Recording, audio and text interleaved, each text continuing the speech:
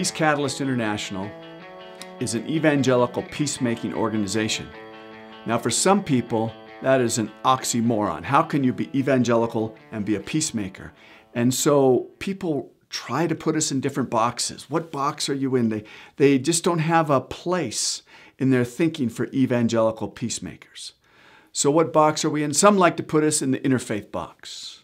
Here's our experience with interfaith gatherings. I remember one time I was sitting at a table. We had a number of evangelicals and a liberal pastor. The Muslims were all there. And this liberal pastor was speaking and he said, "You know, I just think right now Moses, Jesus, and Muhammad are in heaven and they're saying they finally get it."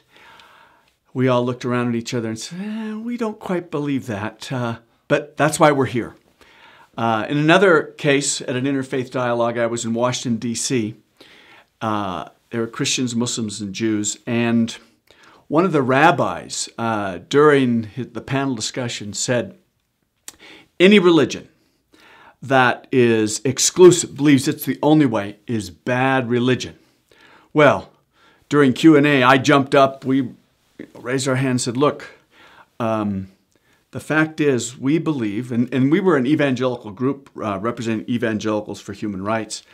So I was one of the speakers. I stood up and said, look, we're evangelical. We believe Jesus is the way, but that doesn't mean that we don't reach out and love. In fact, we think we don't have to compromise our faith at all. We can believe Jesus is the way and obey his commands to love our neighbor and reach out and love. And by the end of the conference, the rabbi came up to me and said, "Thank you, Rick. I think I understand." And he shook my hand. So that's an example of the kind of interfaith dialogues that we engage in. But we do not believe that we have to compromise or water down our faith. We are evangelical but committed to what we like to call multi-faith cooperation rather than interfaith, because multi-faith to us implies you can engage others, but you have strong convictions, which we do.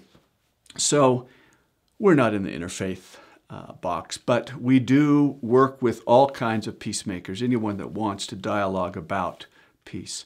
Some people like then to put us in the pacifist box.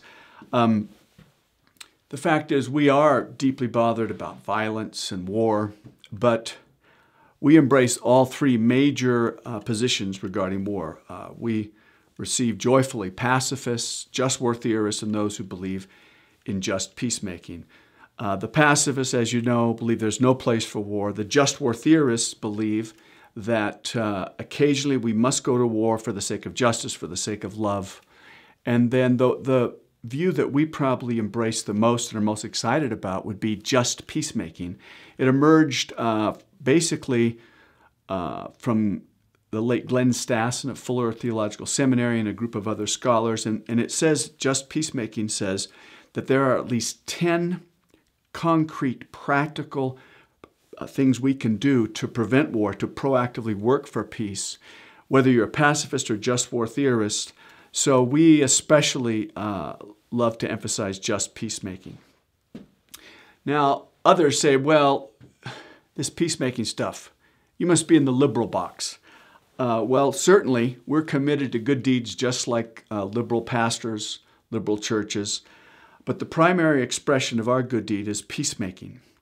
And in fact, we go beyond what liberals believe and teach about loving their neighbor or good deeds. We're committed to peace in all its fullness. In fact, we do not believe that the gospel is just about me and my personal salvation.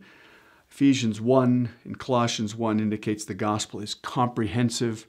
God is on a mission through Jesus to restore harmony to all creation. So we like to talk about multi-dimensional reconciliation. So we're way beyond the liberal box. So then people say, oh, okay, so you're evangelical. Well, yes, we are Bible-believing, Jesus-centered peacemakers, but we're also committed to biblical holism. In other words, we believe both the Great Commandments and the Great Commission must be obeyed. We believe in personal reconciliation and social transformation. We believe the good deeds and good news go together. Jesus taught and modeled both exclusive truth claims and inclusive love aims. Now, most evangelicals Focus on the exclusive truth claims. I am the way, the truth, and the life. Jesus said, follow me, believe in me, and you'll have eternal life.